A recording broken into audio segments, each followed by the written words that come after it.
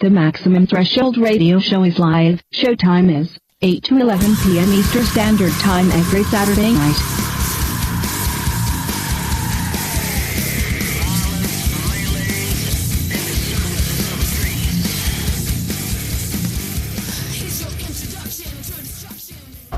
It's called plunderradio.com.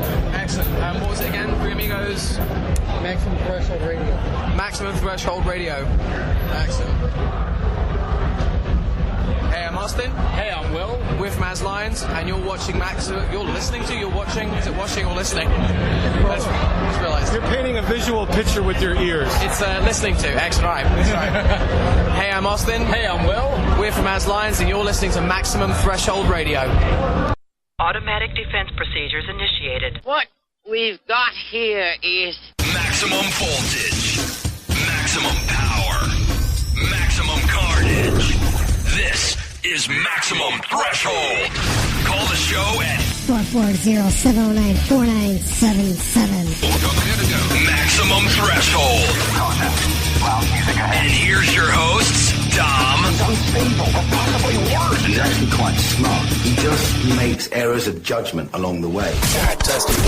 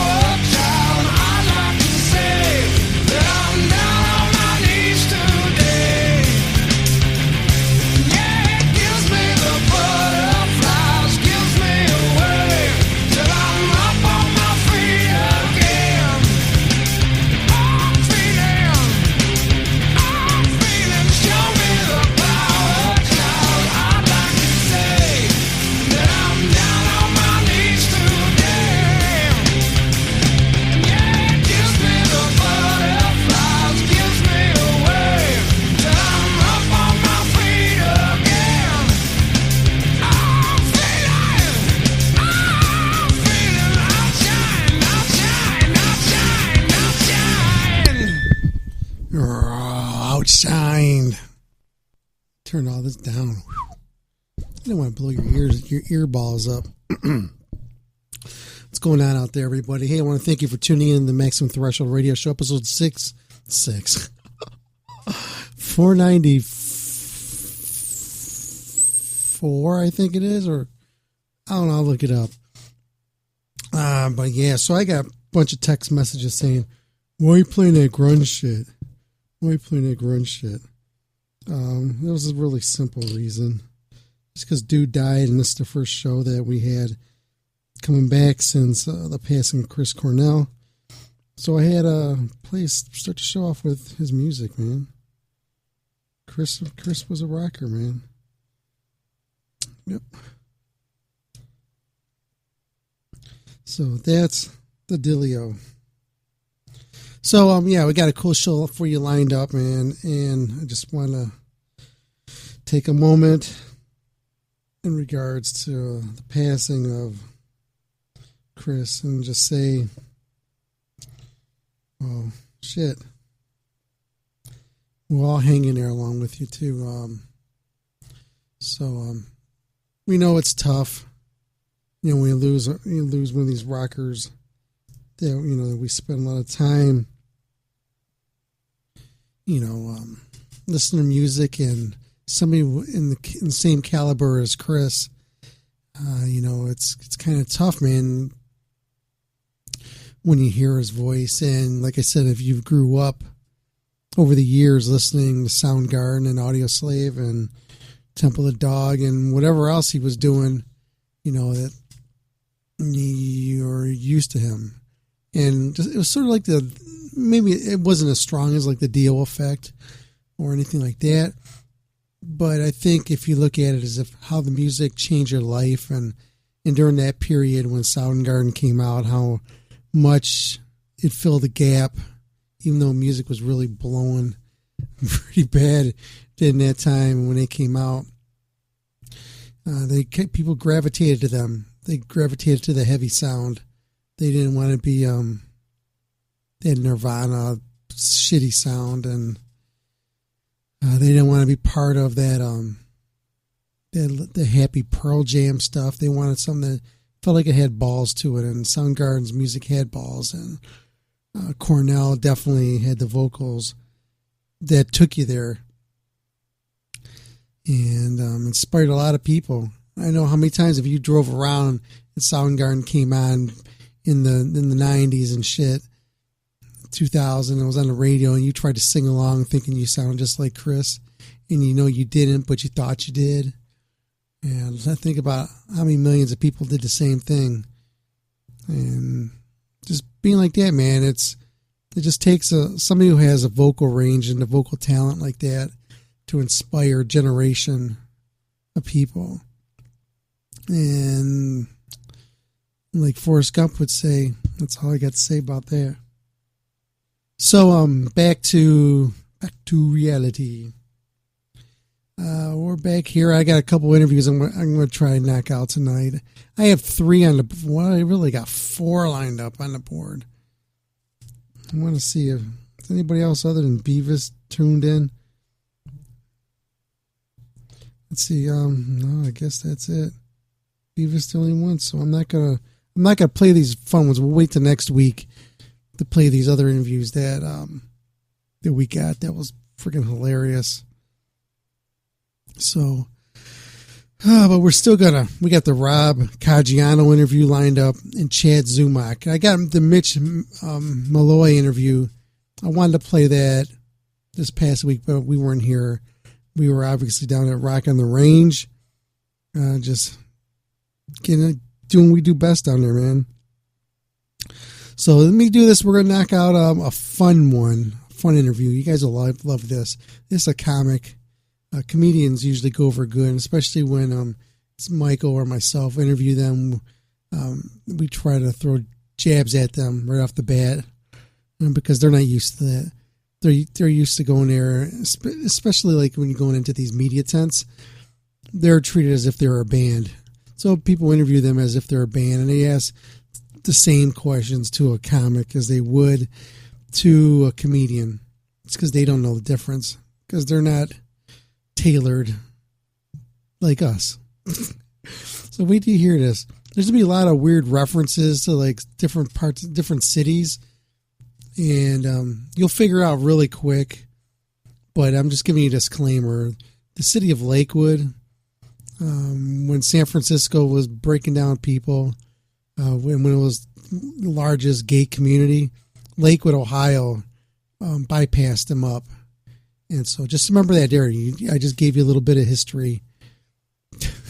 I think Frisco took it back over, or somewhere in New Jersey. I don't know, wherever Beavis is from. So here you go, man. You'll like this. This is a cool interview. Michael ran with this one.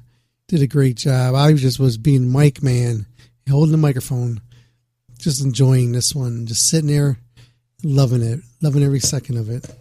So here you go, man. This is comic Chad Zumock with Michael, Jeff, and I at Rockin' Range this past weekend in Columbus, Ohio. So I'll be back after this. It's not a long interview. These are pretty short. So here you go, man. Check this out. Enjoy. This is Dominic and Michael and Jeff and Chad Zumock. Woo-hoo! Rock on the range!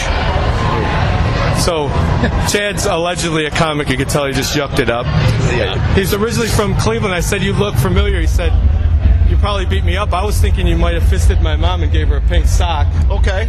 I think that did happen. Yeah. No disrespect. I know his mom. It happened. It happened. He did say he was from Lakewood. You know it comes out of there. Or it goes in there. Yeah. Oh, shit. Yes, exactly. Oh, shit. Yes. Did you ever get a little mud on your helmet when you were in Lakewood? No. I kind of keep it out of the pooper, you know. You just take it across the grape? Yeah. This is a regularly Frost-Nixon debate going on right now. This is a high-intensity interview. See, well, you're funny, man. Make us laugh. See, for enough money, I would definitely take a shot across the grape. Everybody has their number. I'd like to keep my asshole sacred. $5. No, $7.59 plus tax. You take SNAP? What's SNAP? Food stamps. Oh, hell yeah. Get me some steaks and lobsters. So you moved from Cleveland to go out to L.A. Yeah. And how's that all working out for you? It's going pretty good. I'm barely there. I'm always on the road. It's been a pretty successful year with comedy. So I've been traveling, touring, working with Jim Florentine from VH1's That Metal Show, Bert Kreischer, who's been on everything. He's great. And I'm just having a good year. Just on the road. You don't like Florentine. You didn't say he was great. No, don't like him. No. I'm trying to do my Florentine impression right now. It's not working. Is he still? Nice. Is he still living off the past of banging and dating Robin Quivers? That's it. He's never done anything besides bang Robin Quivers. That was his resume. That was it. That's all he's done. What do you really need, though? Does he ever talk about them big black titties and slapping him around and putting his head? You should interview Florentine. Oh, fuck him. We're talking to Chad. But this is Cleveland right here. So, where can everybody find out about your tour dates and all the info about you, man? DaveChappelle.com. They'll have everything. I got jokes, nigga. I got jokes.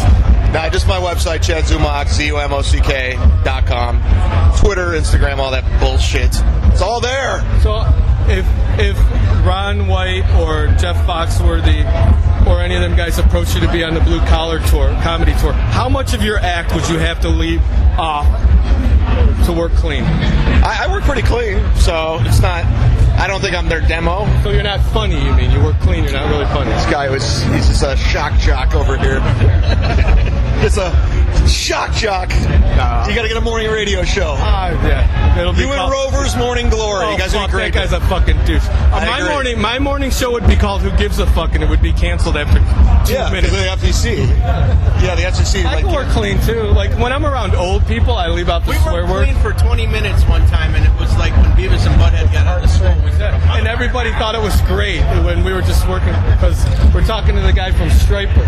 So you're at this big festival, and it's mostly a music thing. How is the reception from these people who are here? Because a lot of people here this is the only rock show or metal show they go to all year, and then they go into the comedy tent. How is the reception compared to them coming to see you in the comedy clubs? Well, it's my third year performing here, and I was a last-minute add-on, but it's always great because you want to take a break from the rocking, sit down, relax. It's a different vibe, it's a different energy, but it's always fun. It's always a good time. That's why they keep it going, and they always bring in new acts every year. So I love it. I have a great time. But I notice the comedy always gets in the way for me. The last thing I want to do is my set. I want to fuck around. I want to go watch Metallica. I want to do everything but why I'm here. I keep looking at the watch. I'm like, fuck, I got to perform in 5 hours. God damn it. Do you have to like amp up or prepare? Yeah. I'm at the point now, unless it's like a TV taping or something big, I don't give a fuck. My highs don't get high, my lows don't get... If I kill, doesn't matter. If I bomb, I don't give up. It's the same shit. Yeah, that's like everybody tells me, man, you look the same, for your age or whatever. I'm like, well, I didn't have far to fall, So the keel, like you said, the keel. I may like if I fell off the branch and hit every other branch on the ugly tree, it was more of a shrub, so I didn't have far to fall. So all these like people that were like great looking in high school and had no personality, they fell way down there and now they look like shit. Yeah. I always look like shit. They just don't remember that, Well, I actually fell. I was a faller. You're a handsome dude. I used to be.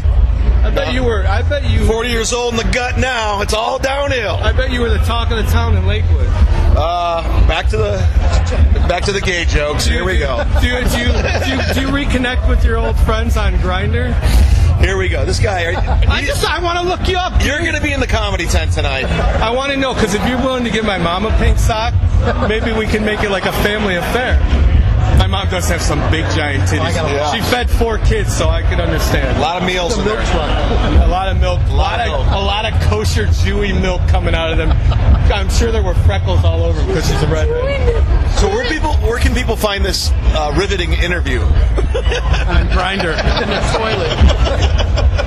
Come on, what do you want? Okay, hey, first of all, when are you going to hit record? Yeah. I almost said. All right, so, let's make this legitimate. Who were your comic influences when you were growing up and just a young pup and decided you wanted to be a comic? It was everybody but stand-up comedians, I swear to God. Like, I loved Martin Short from Saturday Night Live, Bruce McCulloch from Kids in the Hall, comedic actors. I liked... I guess the only comedian that I really liked when I was a kid was Eddie Murphy. Yeah. No, Carlos. I was not. I appreciate him now. Right. But I kind of took the back door in stand-up because I was always a big sketch and improv guy, and I love that shit. But then I went on stage and I did really well, and I go, this was fun. And then I became a fan of comedy through just trying it out. So Eddie was your first, your rock star comedian when he comes out in that fucking red leather suit and he's like, your wife's a Bigfoot guy. Oh my, I could probably recite that fucking special. Dude, delirious word, right? was the funniest thing ever. Especially when you're a child and you hear those curse words, you're like, this is exciting. I like this. How long did you walk around school going, what the fuck is gonna go Gus? Probably did that a million times. And then Dice came along, and I loved that when I was a kid. And so surreal. I got to open for Dice last year, and it was just like a weird. I remember seeing his special on HBO, going, "Holy fuck, this guy's crazy in these nursery rhymes." And 25 years later, I'm opening. Big fat slob. Oh, he's fucking killing it right now, dude. He's in a bunch of TV shows, a movies. Renaissance, yeah. He's in a movie with the Lady Gaga and Brad. Who's the cute the fucking what's his name? Brad from Hangover. Oh, Bradley Cooper. Yeah.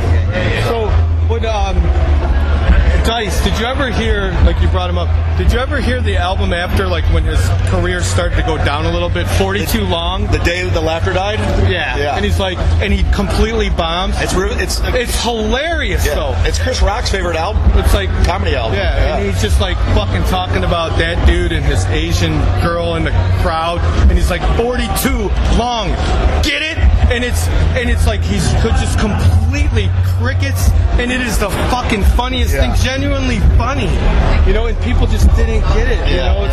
It's like that movie Cable Guy. Yeah. Like people are like, Jim Carrey's not making us laugh. That movie, like you watch it, it's such a dark comedy. It's hilarious, It is.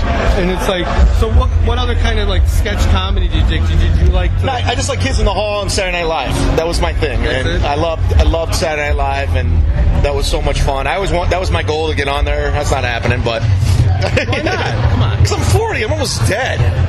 Gives a fuck. 40 is the new 39. Yep, it is. It is the new 39. The rebound. Did you ever see like Tenacious D? Yeah, I love that. Garfunkel Mr. Show. Mr. Show was a big influence. I love, Tenacious D. Jack Black was out of that, and I love. Yeah, I was and like Garfunkel and they're trying funny. to be like a female version. It's pretty funny.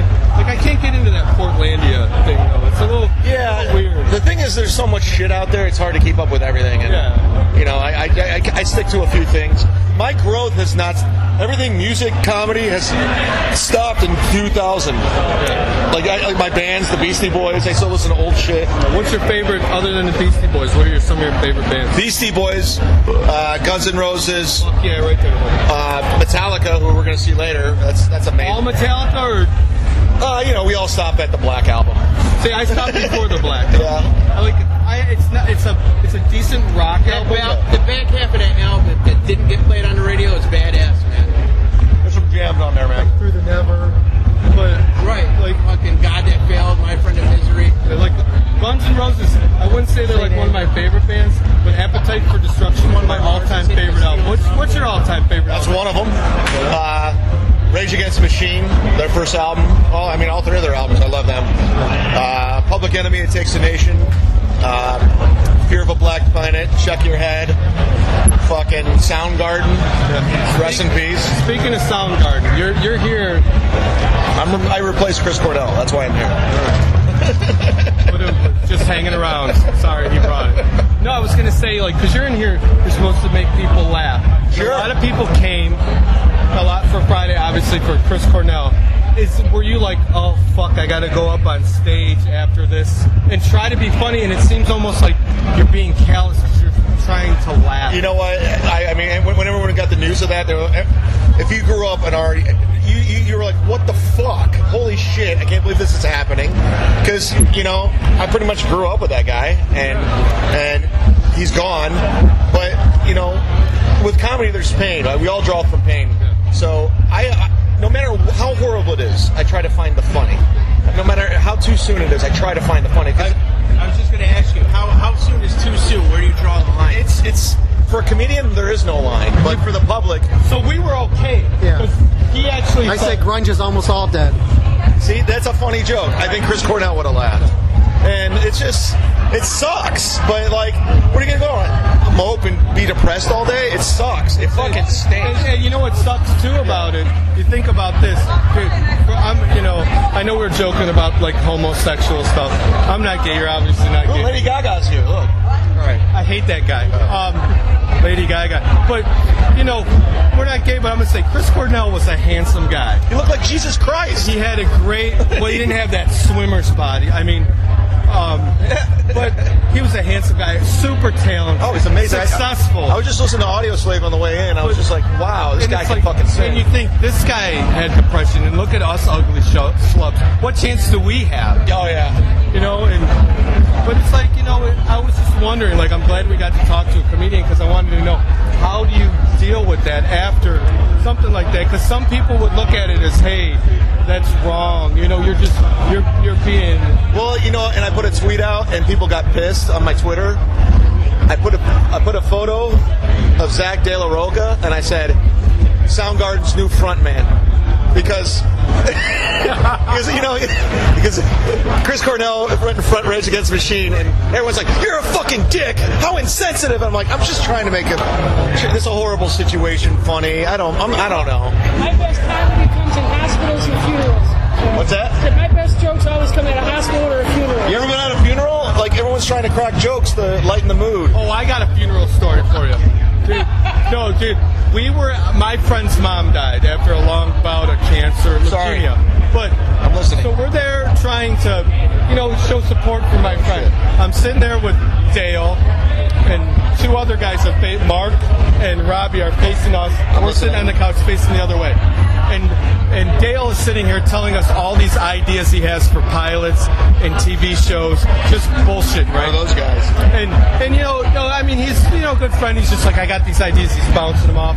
And then he's like, he's talking about this idea he has. And he goes, hey,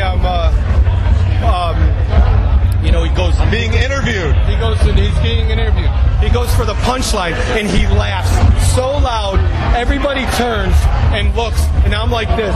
My face is bright red, and Dale's like laughing like uncontrollably.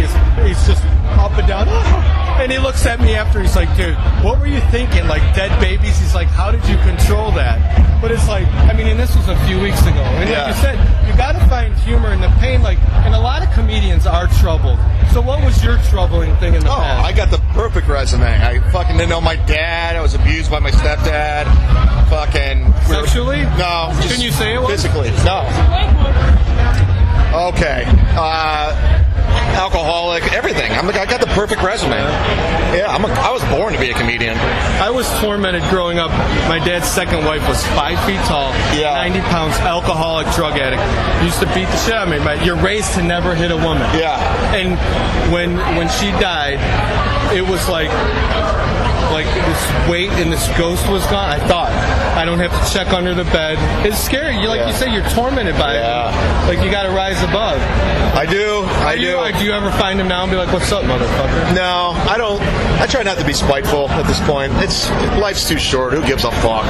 You know, he had shit to do. Whatever. I don't know. My mom's an idiot, so I can understand why it bounced.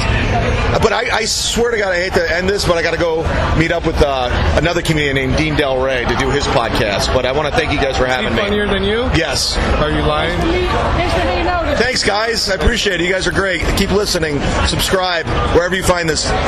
Put it in your favorites. All right, guys. 9 out of 10 alcoholics listen to Maximum Threshold. The 10th one just happened to be a heroin addict. Maximum Threshold.net.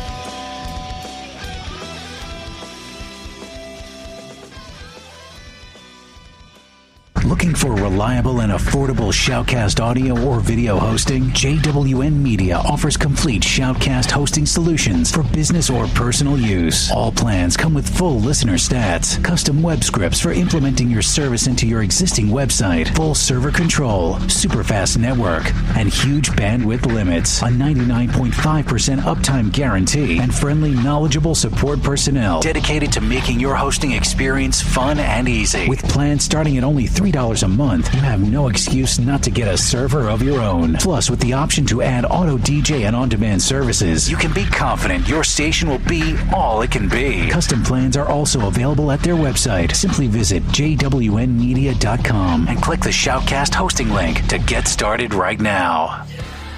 You can text message the show right now at 440-252-0058. Once again, that's 440-252-0058. Text the show. It's contest time. Text message the show at 440-252-0058. Once again, that text message number is 440-252-0058. First one text wins whatever the hell we're giving away. Thanks for listening to Maximum Threshold Radio. Yo, this is Ace Fairley, and you're listening to Maximum Threshold Radio. I just came from outer space.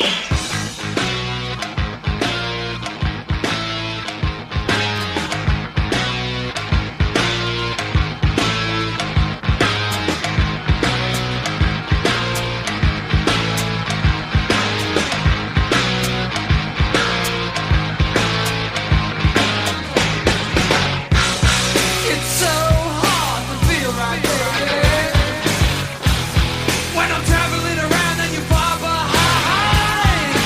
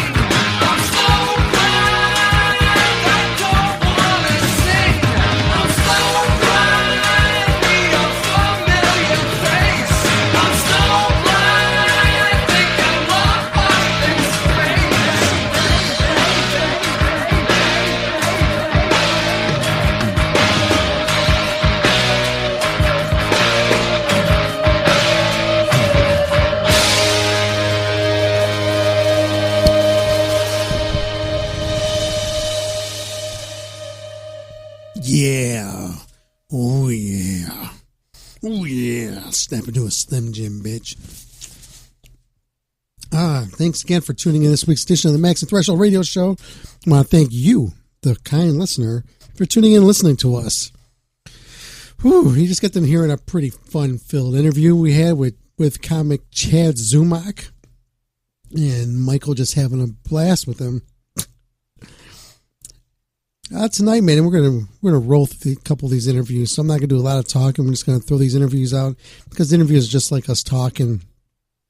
I got this music news I'm gonna knock out next. Then we're gonna go in and do the Rob Caggiano interview. But first, wait, let me pause this. Yeah, so well, let me turn this down. I don't want to be blowing you guys' ears up. I want to thank everybody again for tuning in. We got the Rob Caggiano interview coming up right now. But I'm going to do the music news first. We do the music news first, then we're going to come back and go right into the Rob Caggiano interview. And I got some music lined up after this, so you guys be rocking out. So in other words, I got to go take a dump. So I want to thank you guys for tuning in, and in the words of Mighty Michael. Michael Strong, you motherfucker! Ow! A maximum threshold, baby. Woo!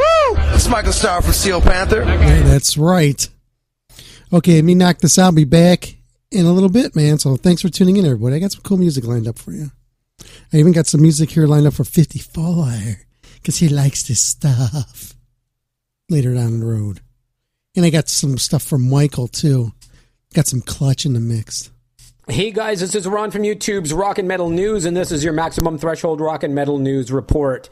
Chris Cornell made such an impact in the rock, grunge, metal world that after his recent passing, there was a huge increase in streams. There were 32.5 million streams, a gain of 549% from the 5 million streams logged a week prior regarding Chris Cornell and his various bands. We will miss him greatly, that's for sure.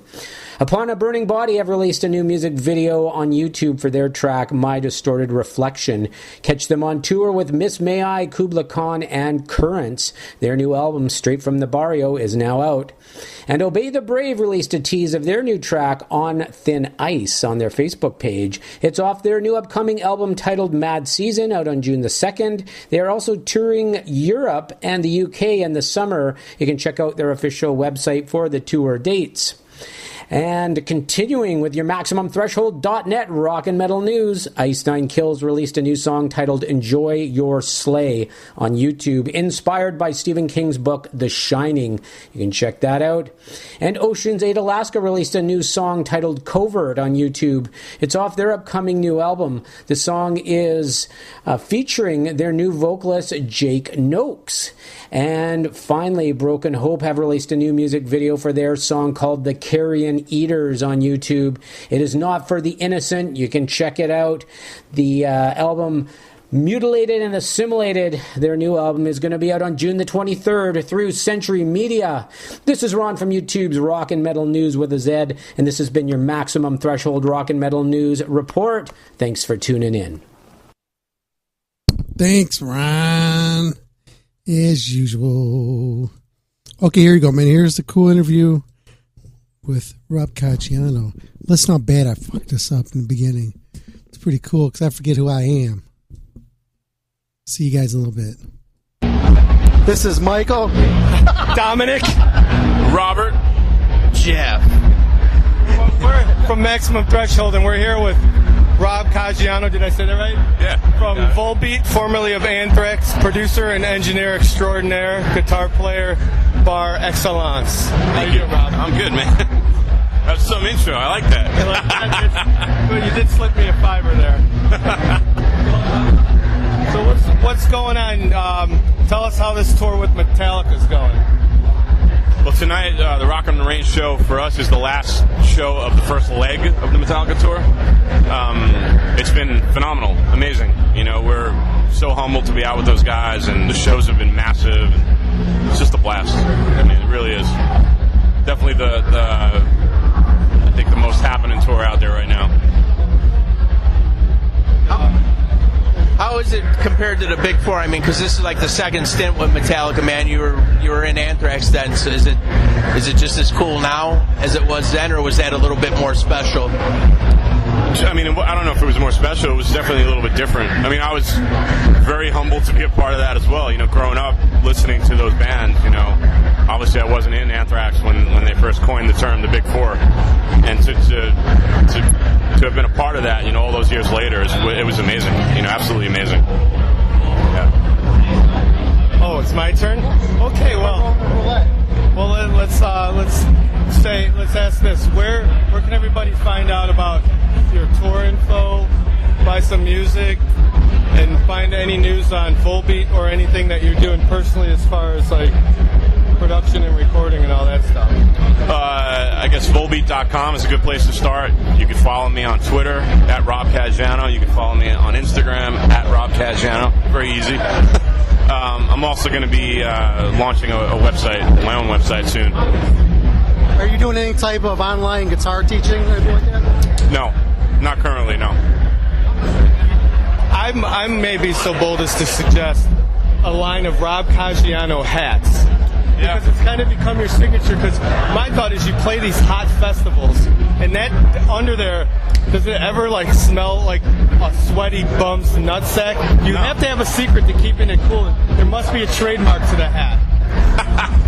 It's air conditioned. It's air conditioned. There you go. Go on his website and you could buy the official Rob Caggiano air conditioned hat. There you go. For $39.99 plus shipping and handling. So talking about your latest release, you want to talk about how much input you had in the making of the new one? I know this is supposed to be like the Power Pack one that you guys put out. It's supposed to be the what? So like the Power Pack one. You put a lot more in time making this one? Well, we spent a lot of time in the rehearsal room in doing pre-production. We didn't have a bass player at the time because Anders wasn't in the band, I guess, at that point, so it was a little weird in that sense. But yeah, like I said, we spent a lot of time in the rehearsal room before we went into the studio, and we were very prepared. And I co-produced the album. You know, so yeah, I don't, you know. Got another Grammy out of that? Not yet. It's down to play.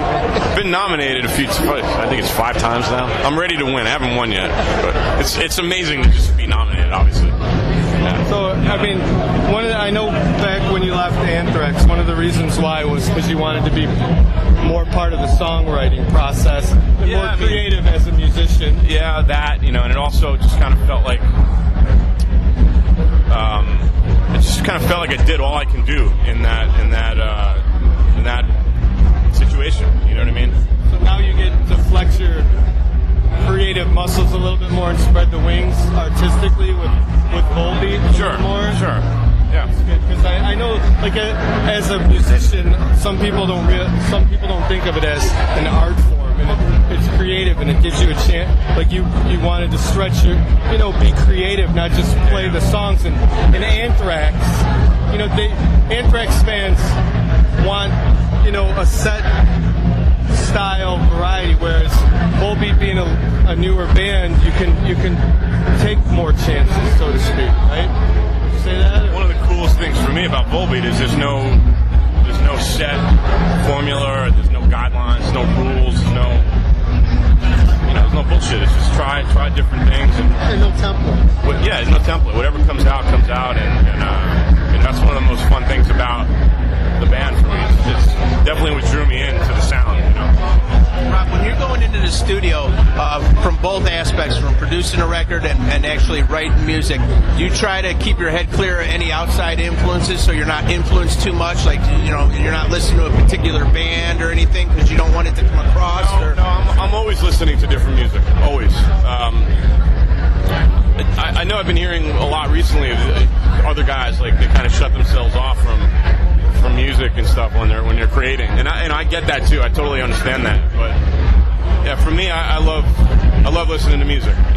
One thing I will say though is I tend to not listen to a lot of music within the genre that I'm actually playing. You know what I mean? I listen to a lot of different stuff. So, and a lot of times I'll draw from those different influences. What about when you're producing a record? Do you try to do the same thing? Same thing. Yeah. Do Do you actually keep in touch with the guys in Anthrax? Like, of course, yeah. Are you going to produce another album for him, maybe, or co-produce it? Or I don't know. Who would know him as a producer better than you, unless they're doing it themselves? You know, I mean, but it was a friendly thing, correct? Yeah. We're all still really good friends. Actually, we took Anthrax did a tour with us, so it was. Those guys are like my second family. One thing I noticed was over the years, Charlie Benante started out amazing, and he's just every album he just gets better and better and better. It's incredible. After all these years, I mean, he's like just one of the best and most overlooked. And it's like you were in the band for a minute, so did you notice, like, were you ever like, wow, like he came back into the studio like, whoa? He's always been an amazing drummer. He's one of the best, most creative drummers I've ever worked with. He's phenomenal. He's just one of those guys that's constantly innovating. You know what I mean? He has his own approach to the drum set, and it's just phenomenal. You said this is the last night of the leg of the tour with Metallica. What are you going to do in your downtime? Well, we have 10 days off, so it's not that much of a break. But yeah, I'm going to do a little bit of traveling. Probably spend some time with the family. Yeah, we'll see. Wherever I may roam. Oh, hi-oh. Well, we know you only had a few minutes, so we should probably end on that high note. But thank you for your time, Rob Caggiano. Thanks for having me. Check out Volbeat and check out everything Rob Caggiano's doing.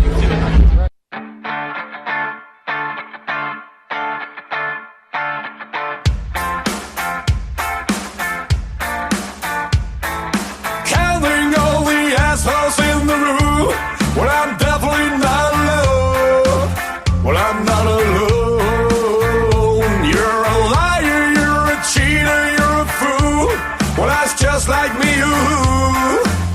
And I know you too. Mr. Perfect don't exist, my little friend. And I tell you that again. And I do it again. Counting all the assholes in the room. Well, I'm definitely not alone. Well, I'm not alone.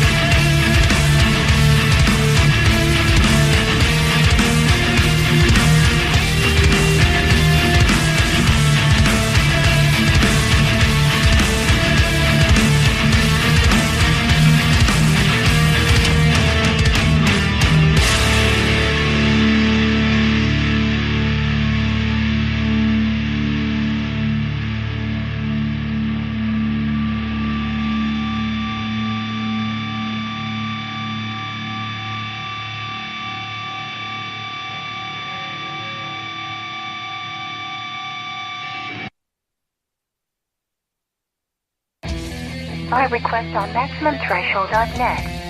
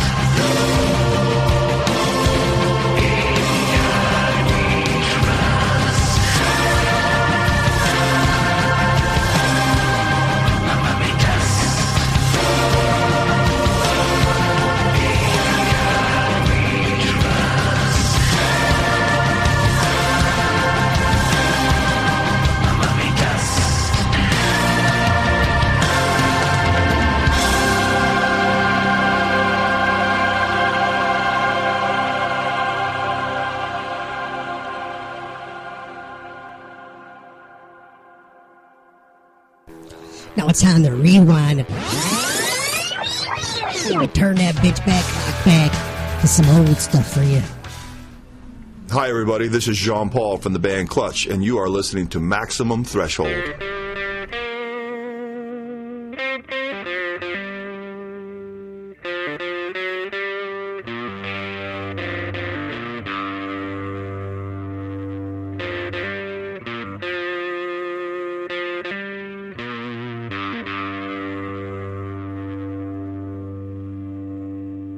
Well, you made me weep, and you made me moan. When you caused me to leave, child, my happy home. But someday, baby, You ain't worrying my life anymore.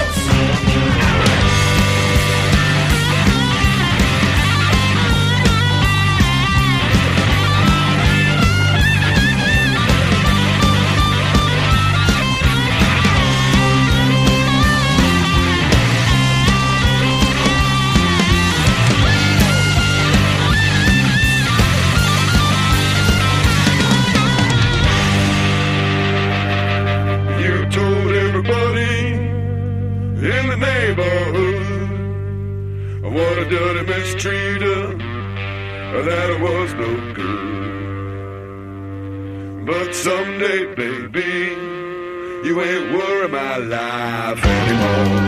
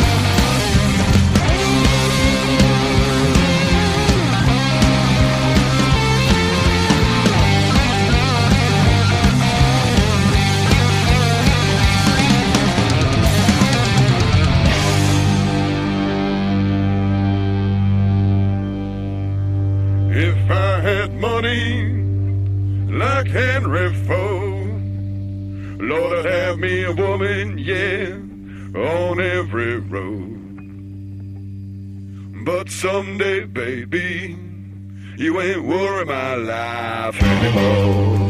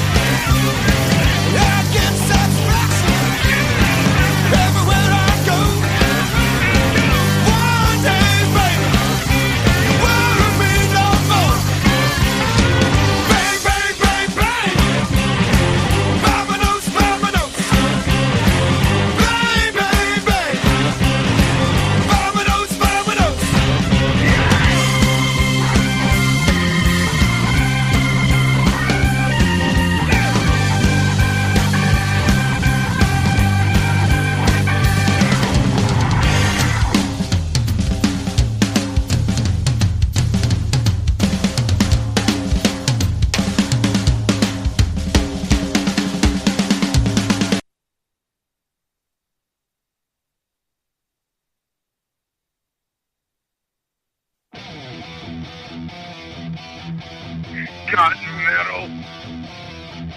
Maximum threshold. .net.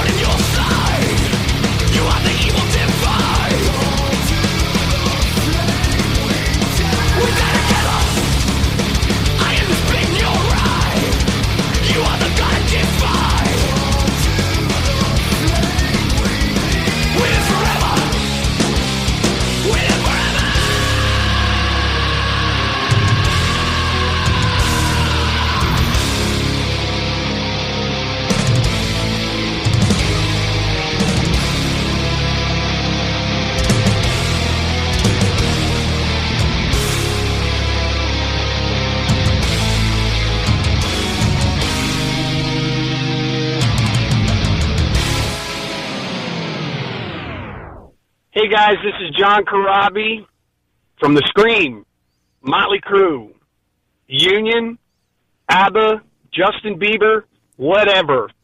And you're listening to Maximum Threshold, baby. Turn it up. Come on!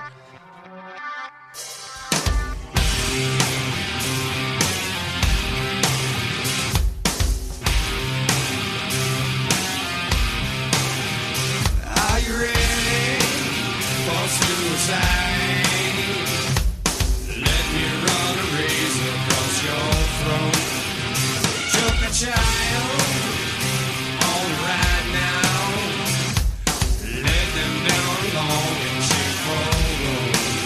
It rips my heart out to see you living. You gave them money in exchange for pain. You're the monster in the closet.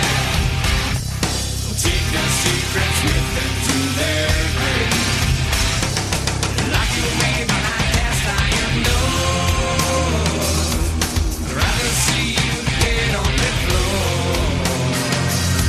I hope that you're feeling so much pain now. I'm contact in feelings and screaming. Broken hearts, broken dreams. I'm contact is evil still creeping. Never coming back here again.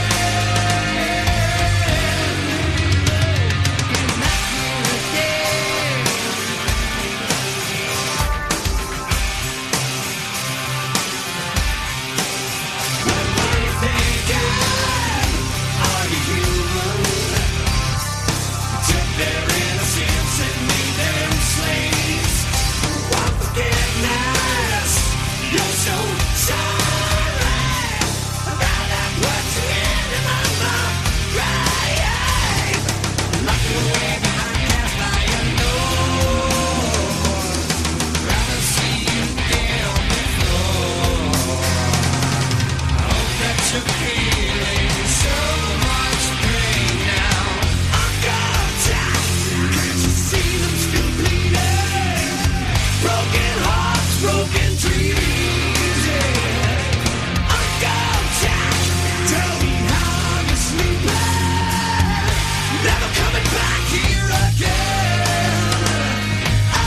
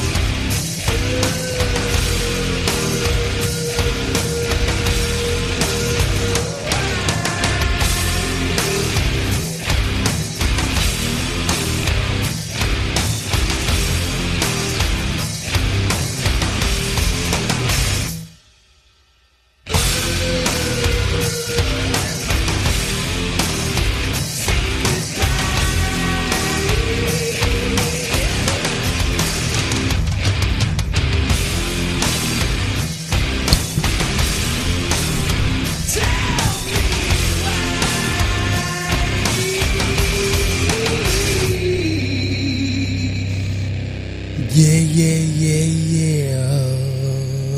some Motley Crue off 9 to 4, the self-titled release with John Corabi, and that was, of course, Uncle Jack.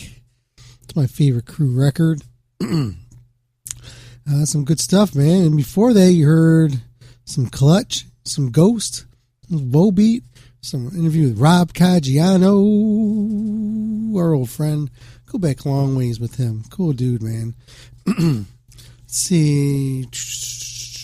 I got some other stuff I'm going to play for you. I got a song here going out to 54. This is by dedication. It's a love dedication. This goes out to you from Liv. So she wanted me to play this song for you. There you go. Here's a little sister, little Liv, Sin. Going out to 54.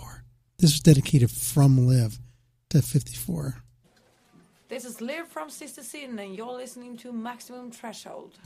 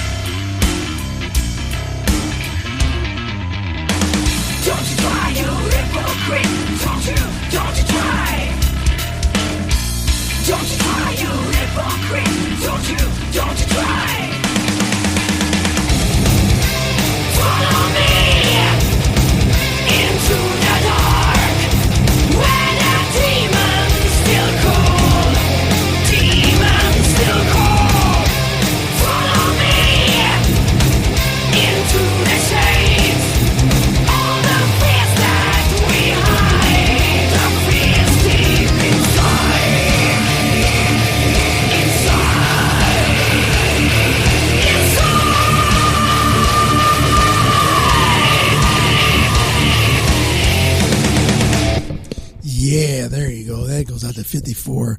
That was by request from Liv herself. So I just wanted to throw that out there. So that's brand new Liv Sin by dedication. I love dedication. It's a 54. from Liv. Oh, isn't that nice? Isn't it sweet? Ain't it special? Let's see here.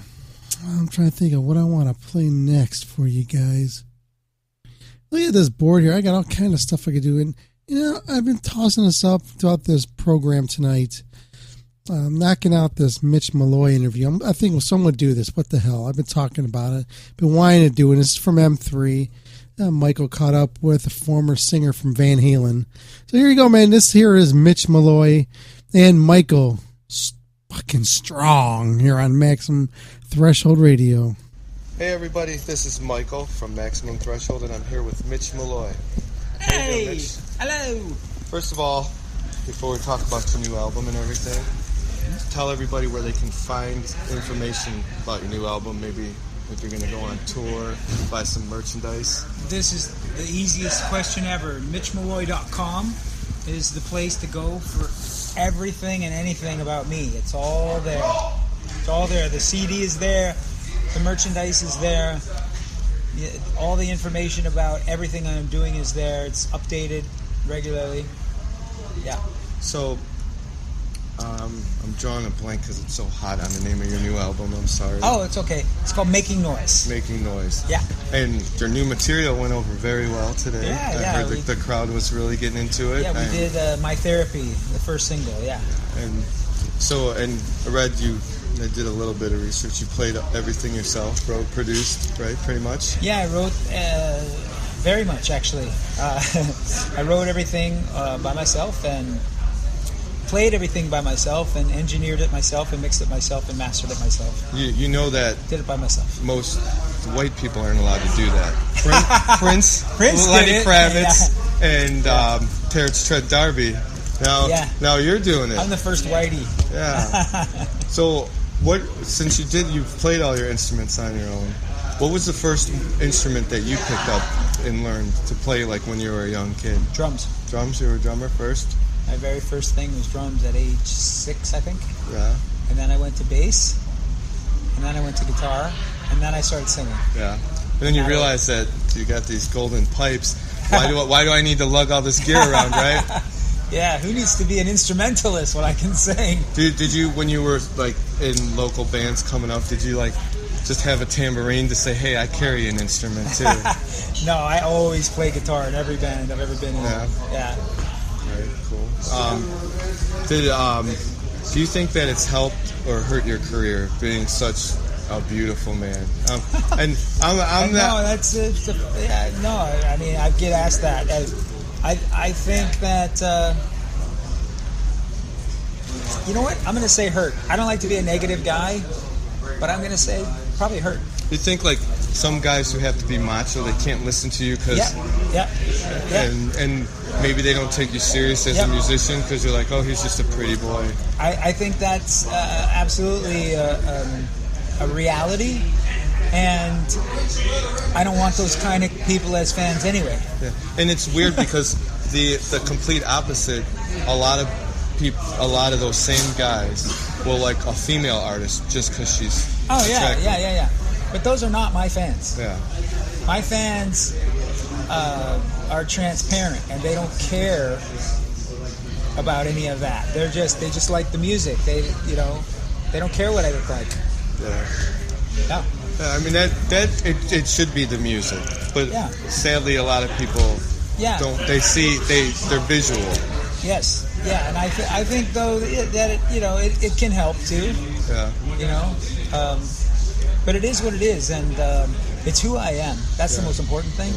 I was just raised a certain way. Like, when you go out, you try your best to look your best. Yeah.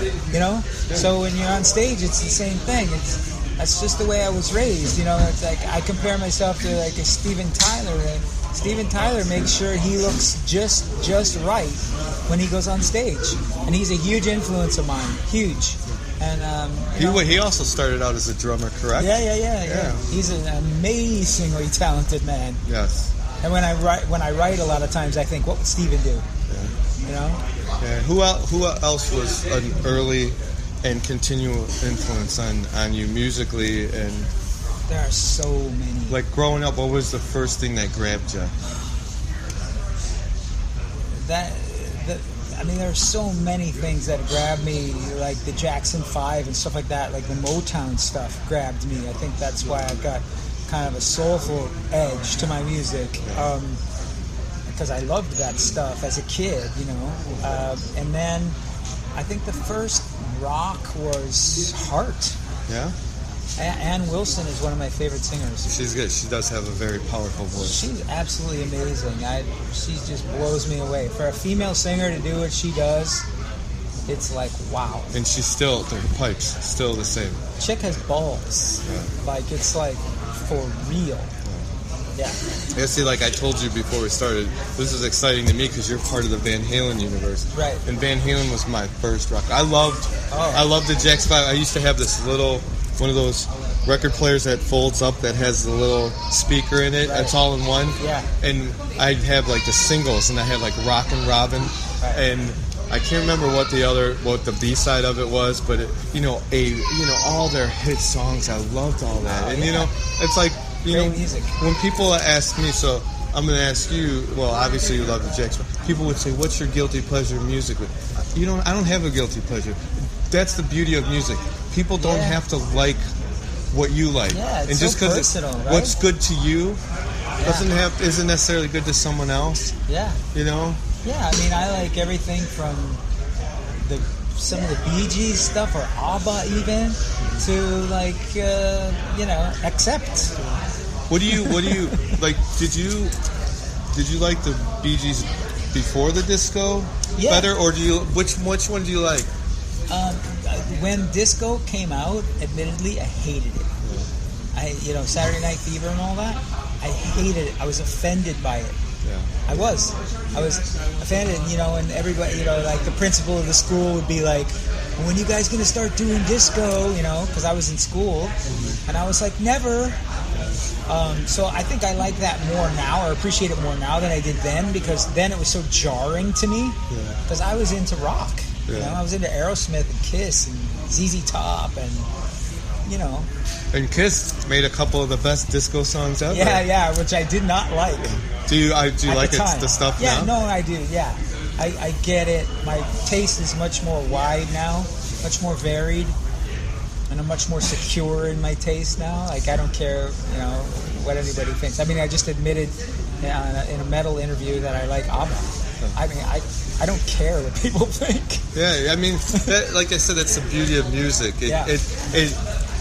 It connects people, and it's part of it becomes part of your DNA. Like you said, Steven Tyler, such an influence on you, not just vocally and musically. He taught you to always look your best, and he taught me to move on stage and to have fun, enjoy it. Because music is it's spiritual, but it's also it's visceral, and it's visual, and you're supposed to be entertained. Yes. As much as because I know growing up, I was really big into what they called the hair metal. I know that's part of it, this whole thing. Yep.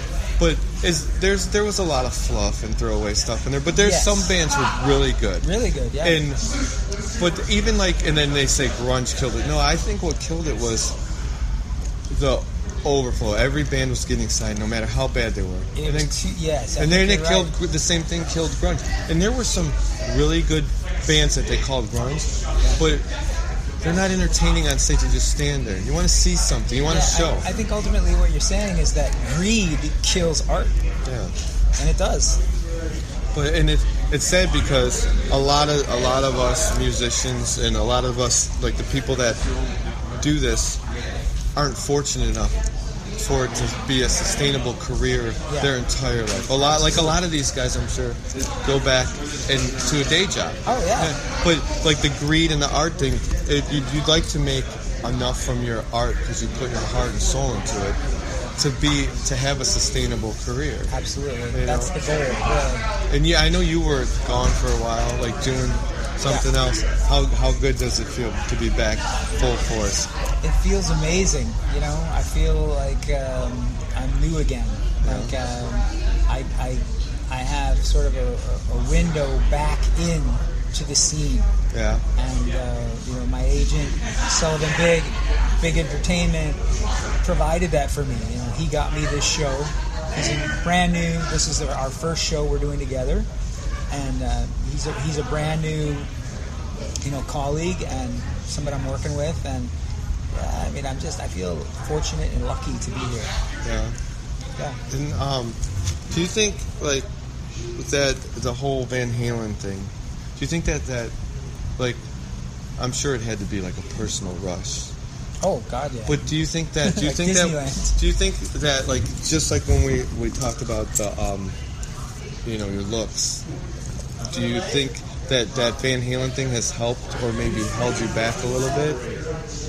The Van Halen situation? Yeah. I don't think the Van Halen situation hurts at all because it just helps people to kind of accept me, I think. Yeah. Like, I mean, isn't it human nature to think, well, if Eddie thought he was good, he must not be too bad. Yeah. Right? Yeah. You know, it's sort of like a stamp of approval. Yeah. You know, if Van Halen wanted you, then you must not be, you know, I mean, you must be decent at least, right? And now that it's in the past, yeah, are you a Sammy guy or a Dave guy? If I had to choose one Van Halen album, it would be the first one. Yes. That's my album. I was like such a diehard Dave fan. Like my knee is just a big Van Halen tattoo. That's how big of a fan I am. I didn't want to accept Sam. I didn't want to accept anybody. You know what? I didn't either. But when it came out, it was like I couldn't not like it. Like it's got some great songs. Yeah, the first record with Sam was really powerful, and they were it was like they had something to prove. Yeah. Again, like it was like they were young again, you know, and I think it was a great record, and yeah, I mean, I got to sing that first single with them. And Dave came out and had something to prove. Eat 'Em and Smile was a fantastic Really good. album. Yeah, they were Great both album. really hitting it out of the park. Yeah. They both were. Have you seen them, like, I have not. ever? Not with Dave or nothing? Well, yeah, I don't know Dave. I never met Dave ever. But yeah, I saw the brothers on tour. They were super nice. Yeah. Did you see him with Dave? Did you see him with Sam? Oh no, the new thing? Yeah. No, I did not. Because I mean, now I can appreciate it. Like I'll say there's even a couple good songs on the album with Gary Sloan. I mean, I'll be the only person to ever say that. No. I've heard other people say it. I was actually with Ed when somebody came up to him and asked for him to sign that record, and they said that they loved that record. Yeah. So I see that. No. So let's get back to Mitch Malloy. Enough of that, because that's the past, and it's a wonderful part of your past. It is. I mean, that experience had to be fantastic. Completely amazing. It would be like getting to, like, almost like date your dream girl in high school. Yes. And it didn't last, but you had it. Yeah. You know? No, it was absolutely fantastic. It was like Disneyland. It was like amazing to be hanging out with Ed and to be friends with Ed and to have Ed respect me and really love me and accept me as, you know, like his brother and all that. It's really great. You don't seem like a person that would be full of insecurities. You seem like you have confidence, but that had to be a nice boost to it. Absolutely. Like I said, it was sort of a stamp of approval. Yeah. You know, to be pulled up by the ranks of the great Van Halen. Yes. You know, I mean, great. I mean, the brothers are great. You know. So what are the future plans for you? You're gonna go on the road? Yeah, I'm gonna do as many shows as makes sense. Yeah. You know, try to do good shows like this and Monsters of Rock. I'm doing that, the cruise, and I'm looking at going back to Europe. Maybe beginning of 2018, and My agent says that 2018 is going to be a better year. It's going to grow. There are going to be more shows. Fantastic. So yeah, I'll probably do another record in 2018. I think maybe. Yeah. And I'm planning on doing a big compilation of all my stuff. Yeah. I think we're looking at doing that in the next few months. Cool. So you're coming back full on. Yeah. No stopping. Yeah, I got to come back full on. You got to go. You can't just do the tip. You got to go balls deep, man. You got to do that. I got to hit it hard. Yeah. Cool. Well, I'll wrap this up so you can catch up with some old friends. Okay. I'm sure you got some other stuff to do. Thanks for your time, everybody. Go check out Mitch Malloy. What's that website one more time? MitchMalloy.com. Go on there, buy the album. It's fantastic. Make sure you can see him live because he really is back hitting on all cylinders. Not that you were ever not, but you weren't around for a while. Yeah. That's all. It's good to be back, man. All right, thanks.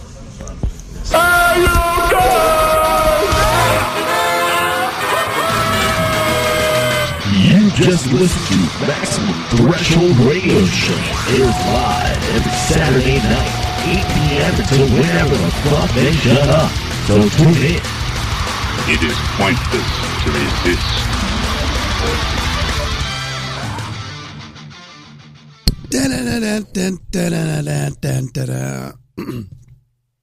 Cool interview there, man. It's pretty cool, man. Great job, man. Orange up, fists in your air. Don't go nowhere, anybody. Don't go. I'm saving this.